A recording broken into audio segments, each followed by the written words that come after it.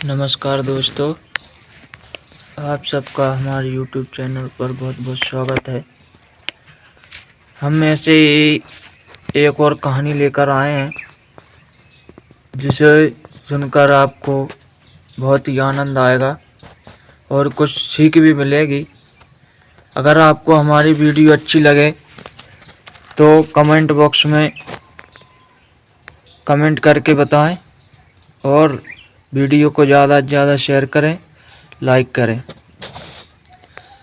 तो सभी लोग जो अपने अपने भाग्य का खाते हैं, कोई किसी के दूसरे का भाग्य का नहीं खाता है। भले वो कुछ घर पे करे या न करे, लेकिन वो अपने भाग्य का ही खाता है।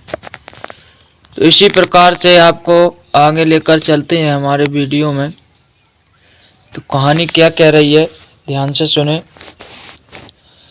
एक आदमी के 4 पुत्र थे। अपनी पत्नी की मृत्यु के बाद उसने अपने पुत्रों को पालन पोषण किया था और उनकी शादी कर दी। उनके पास खेती बाड़ी का काम था और किसी चीज़ की कमी नहीं थी। जो बड़े भाई थे बहुत मेहनत करते थे, बहुत मेहनती थे। सारा काम काज वही संभालते थे और हर हमेशा काम में लगे रहते थे। दोनों छोटे बेटे महानिकम्मे आलसी थे, जो कुछ नहीं करते थे। एक बार बड़े बेटे की पत्नियों ने सोचा कि हमारे पति तो सारे दिन काम करते रहते हैं और दोनों भाई जो हैं वह हराम का खा रहे हैं। तो उन्होंने अपने मन में अलग होने की ठान ली। उन्होंने यह बात अपने पतियों को भी समझा दी। दोनों भाई अपने पत्नियों सहित अपने पिता के पास चले गए और उनसे बोले कि हम तो अलग होना चाहते हैं। हम लोग हर हमेशा मेहनत करते रहते हैं और ये दोनों हराम का खा रहे हैं। हम यह बर्दाश्त नहीं कर सकते हैं। पिता की यह बात सुनकर बहुत दुख हुआ। उसने एक उपाय सोचा और फिर वह अपने बेटों से बोला कि तुम लोग अलग तो होना चाहते हो, परंतु अलग होने से पहले मुझे तीर्थ यात्रा करा लाओ। उसने अपने बेटों से कहा कि एक शर्त है, यहाँ से एक भी पैसा खाने व खर्च को नहीं ले जाया जाएगा। तुम लोगों को वहाँ पर बारी बारी से मेहनत करके कमाना होगा।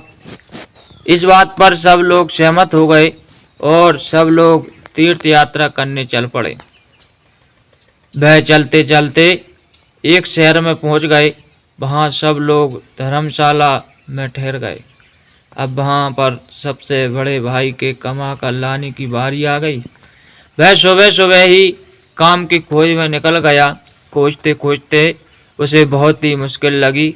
आखिर में वह एक जगह पहुंचकर उसने देखा कि लोग तालाब खोद रहे हैं। उसने वहां मिट्टी ढोने का काम कर लिया। सारे दिन काम कर गया। उसको 1 रुपया मिला। सस्ता जमाना था। वह उस रुपये का चना ले आया। उस चने को खाकर सब लोग सो गए। अब वह लोग दूसरे शहर में पहुंचे। तब दूसरे भाई के कमाने की बारी आई। वह काम की खोज में सुबह ही निकला। उसको ईंट ढोने का काम मिल गया और जिस जगह काम मिला था वहीं मकान भी मिला था। दिन भर नौकरी के बाद वह केवल 3-4 रुपये कमा पाया। उन रुपयों से सबने रूखी रोटी बना के खाई। अब वह तीसरे शहर में गए। वहां पर तीसरे भाई की बारी आ गई। उसकी पत्नी को तो रात भर चिंता लगी रही कि उसने पति को एकदम सुबह उठाने की कोशिश की, परंतु वह नहीं उठा। एकदम वह आराम से 9 बजे उठकर तैयार हुआ और टहलने निकल गया। टहलते टहलते वह नदी के किनारे पहुंचा। उसने देखा कि नदी के तट पर बहुत भीड़ भाड़ जमी हुई है।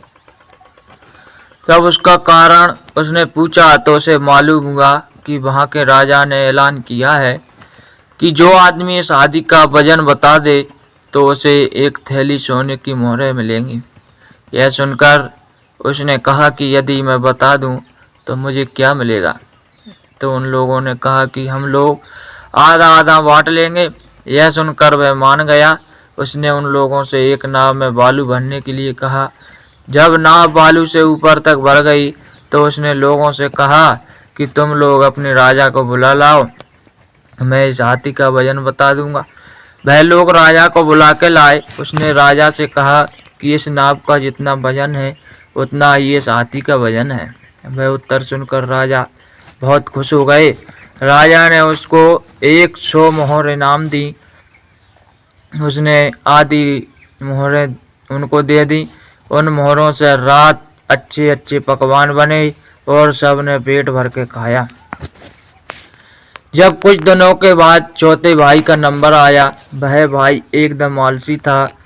सारा दिन सोने के सिवा दूसरा कोई काम नहीं करता था। जब उसकी बारी काम करने की आई, वह बड़ी मुश्किल से 10 बजे उठा, वह भी अपनी पत्नी के उठाने पर। जब वह बहुत आनाकानी करने पर काम ढूंढने के लिए बाहर जाने लगा तो उसकी पत्नी भी पीछे चल दी। उसकी पत्नी को डर था कि कहीं वह फिर से जाकर सो न जाए। सच में ही उसको रास्ते में एक बगीचा मिला। वहां पर वह सो गया। थोड़ी देर के बाद उसके पैर में कुछ चुभने लगा। लेटे लेटे ही वह जमीन को पैर से कुरेदने लगा कि जिससे जो चीज जमीन पर चुभ रही थी वह हट जाए।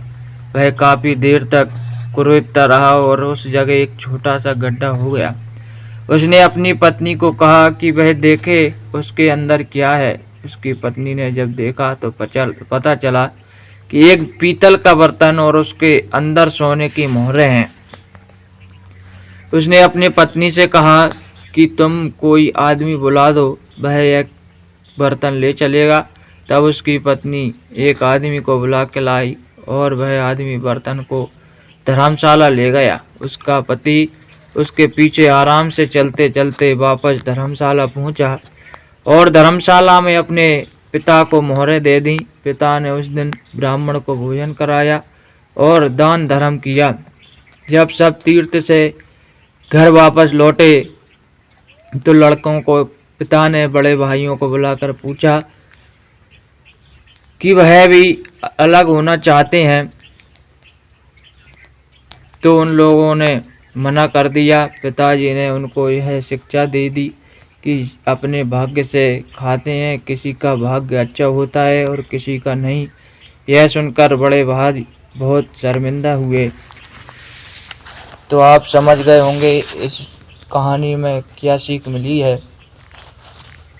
अगर हमारी कहानी आपको अच्छी लगे तो हमें कमेंट बॉक्स में लिखकर बताएं और वीडियो को ज़्यादा से ज़्यादा शेयर करें और लाइक करें और हमारे चैनल को सब्सक्राइब करें जिससे आने वाली वीडियो आपको सबसे पहले मिल सके।